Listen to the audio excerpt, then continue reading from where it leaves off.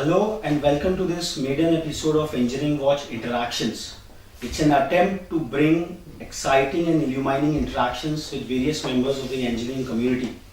Today we have with us the founder and chairman of Classteacher Learning, Mr. Rohit Pande.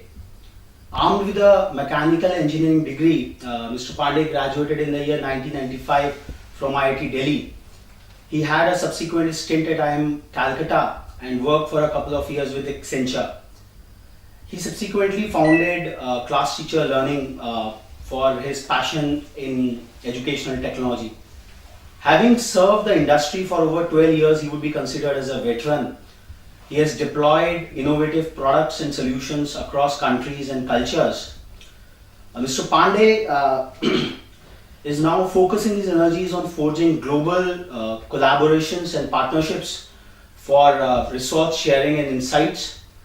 He is extremely excited about the advent of tablets as a tool for personalized learning, and learning games are one of his other interest areas. So I welcome Mr. Pande. So what prompted you to enter this domain of educational technology in the first place? Well, actually that was long years back, so let me pause and think about it. So I think we were excited by two things. Firstly, I had personally had a very enriching journey across my school and college education. So there was a lot of, so to say, right from then, while it may sound a bit hackneyed, there was a desire to kind of give back to society what I had personally enjoyed quite a lot.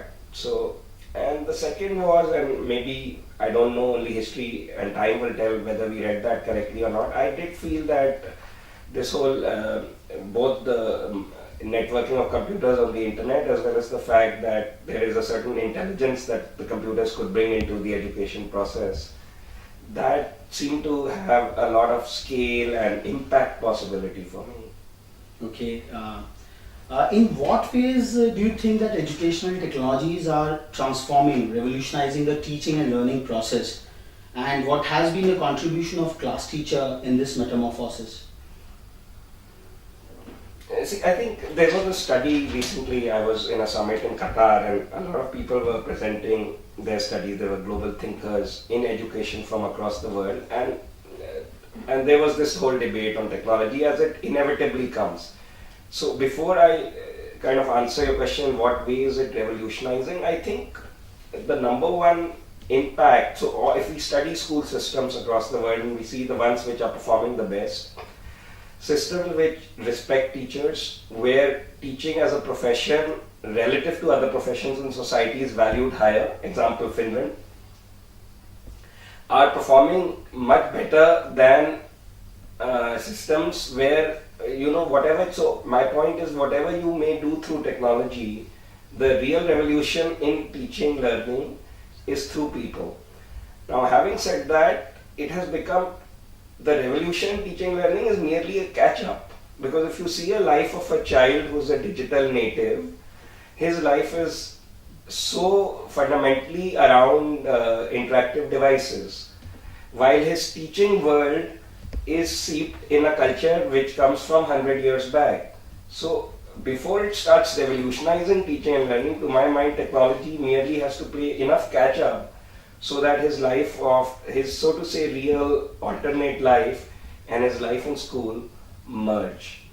But the larger impact, and again to look at revolutionizing, would only come in systems and societies where teachers embrace technology. Mm-hmm. I do not think technology can revolutionize education on its own. As Classteacher, we create new products, and we did that very passionately for the first 5-6 years of our life. We used to build good products around interactive, adaptive learning, around intelligent learning paths, around dynamic immersion and simulations and 3D and so on.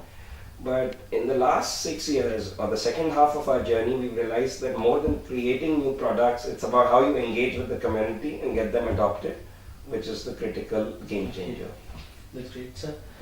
So there has been some kind of a dominant perception as if technology has all the answers and solutions to what all is ailing our education system. What's your take on that? No, not at all. My take, as I said before, is not at all. Technology can at best play catch up. It can provide some additional supplement. The answers are in teaching as a profession, in incentives, in management structures of schools, in in reform of the examination system, in the fact that you haven't asked about it, but we see so much about formative assessments and CCE being talked today. But if you get it, so if you do all that for 12 years, and then after that you get into a rat race which is still numeric, which is still that the top 0.1% will get anything of a semblance of a career.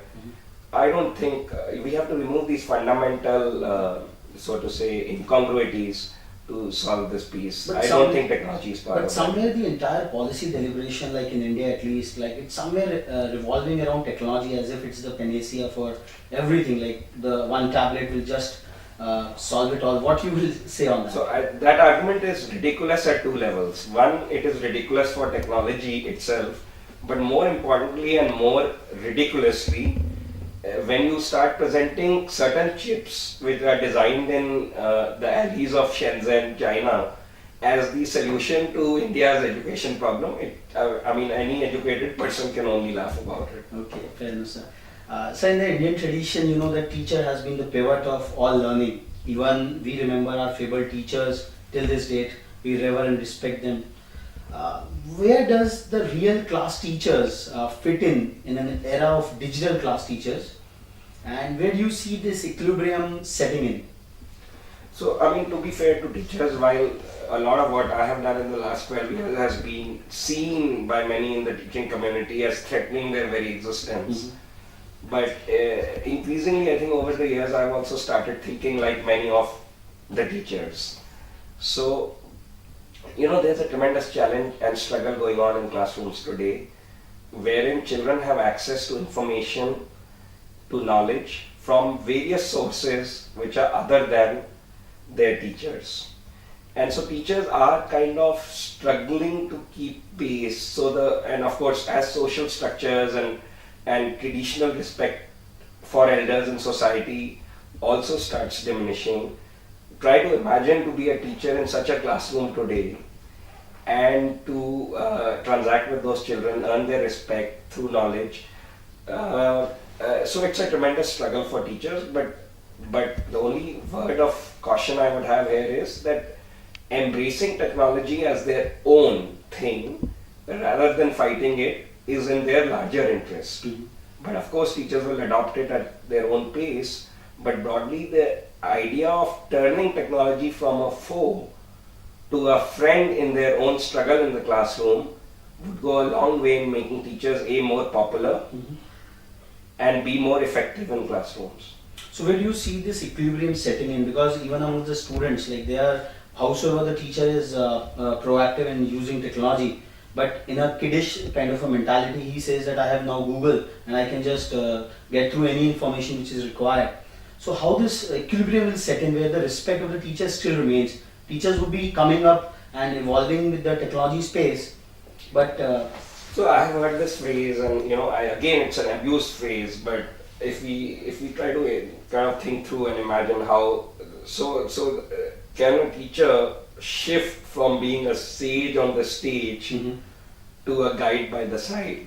Now again, this is like I said a minute back, this is an abused phrase, and many times it's just superficial cosmetic changes will not allow this transition. It's a deeper transition. The person who's the guide by the side often knows the knowledge acquisition process very well and is confident about it, because you can only stand on the side and be a true guide if you have the confidence. So the role of the teacher is changing from being a sage to the guide by the stage. That's really great, sir. So you have been saying that digital learning platforms make learning enjoyable, enriching and interactive. So far so good. When you go on saying that it promotes critical thinking as well, somewhere it goes a bit overboard. We would like to know, can you cite an example from your long drawn academic stint, both at IIT Delhi and Calcutta and elsewhere as well, as to how the availability of such digital learning platforms would have evoked that process of critical learning which you could not have in the absence of it? So George Bernard Shaw had talked about wisdom and knowledge. Mm-hmm. So he said that knowledge, as humankind increases in knowledge, unless that increase in knowledge is accompanied by an increase in wisdom, Mm-hmm. that increase in knowledge will only bring about more misery. Mm-hmm. The equivalence I find over here is that unless, as you increase the intensity of technology in classrooms, unless it is accompanied by innovation and critical thinking, Mm-hmm. the increase in technology will only make people less prepared for the creative workplace. They may be prepared for a kind of a clerical Mm-hmm. workplace of the future, a digital clerical workplace Mm-hmm. of the future, but they'll be much less prepared for the creative workplace of the future unless the increase in technology is accompanied by an increase in critical thinking. Now, to your specific point on examples, so Indian schools, for example, where we work, so today there are about 30,000-40,000 schools which are using screens to play lesson animations towards children, and they increase a bit of visualization and a little bit of interest they generate through the music, through the sound.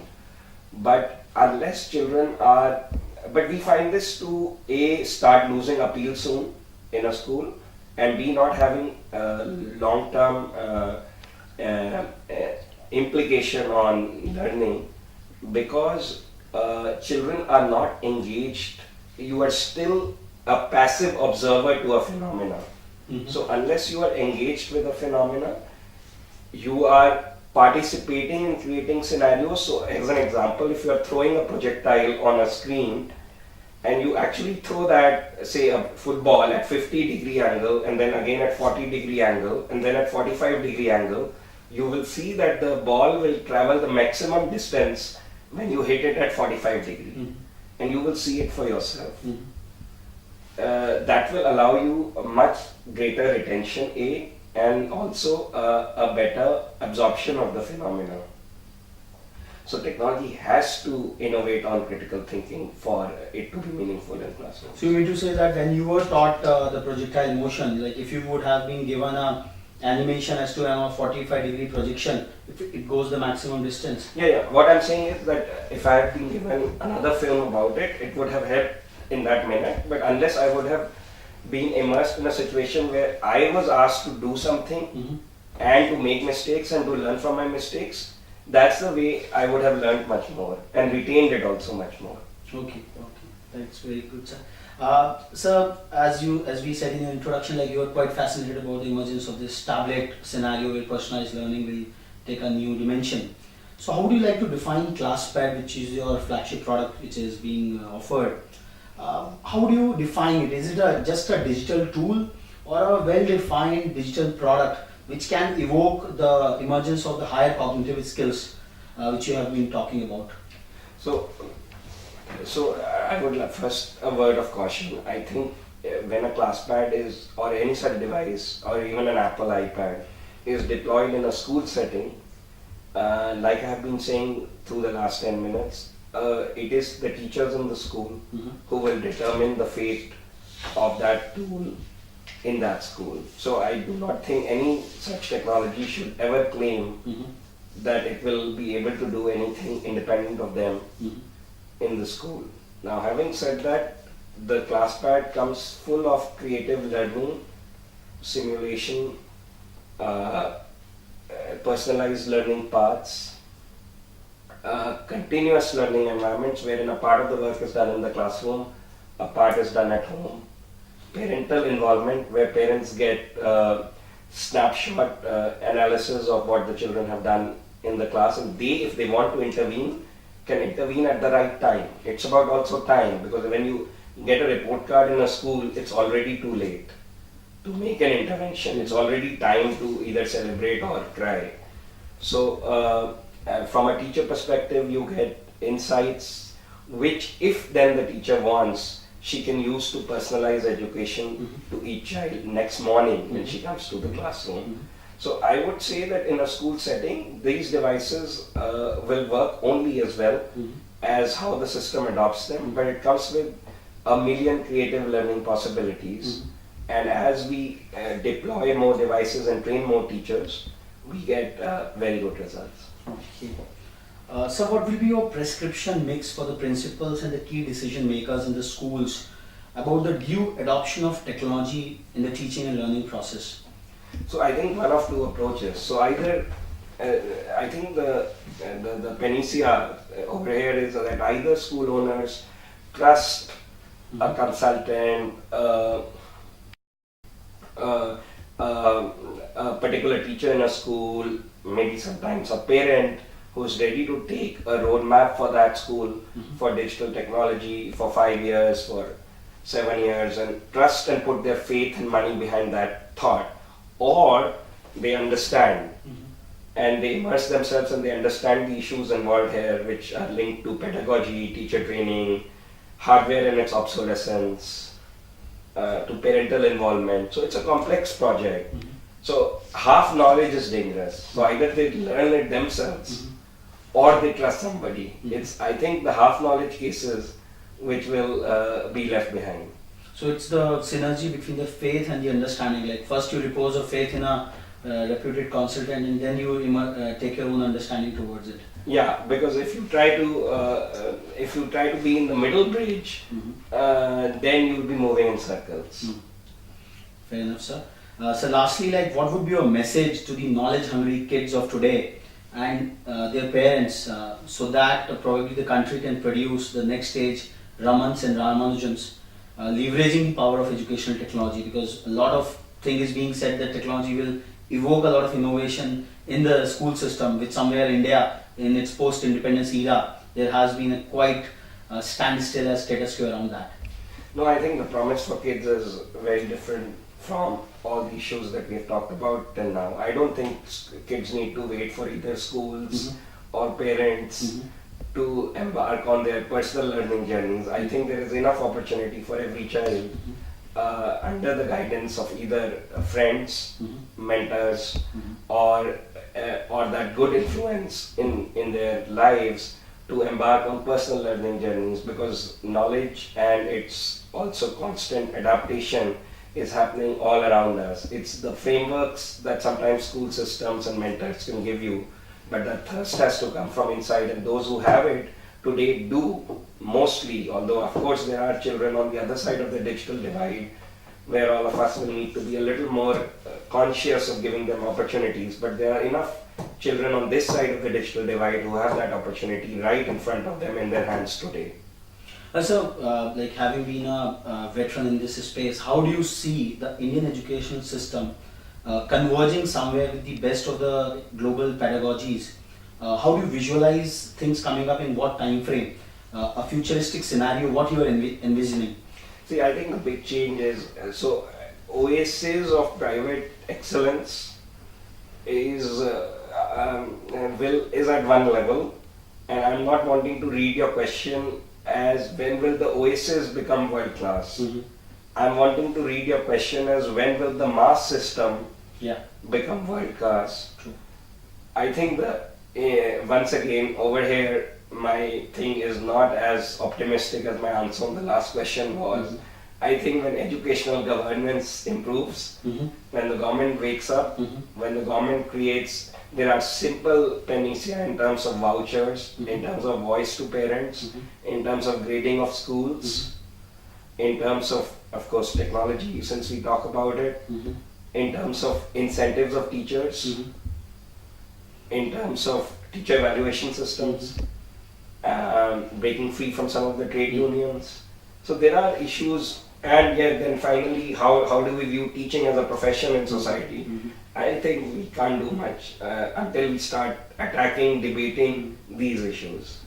I think we somewhere have hit the nail right there. Educational governance, which Mr. Pande has said, like it's somewhere it needs to be tackled, and technology and all other pedagogies are just some other ways to handle it across. So we thank Mr. Pande, and this has been a very exciting episode. In our next episode of Engineering Watch Interactions, we would be having yet another personality who would be sharing his own exciting and illuminating thoughts. Thank you very much. Thanks a lot. Thank you.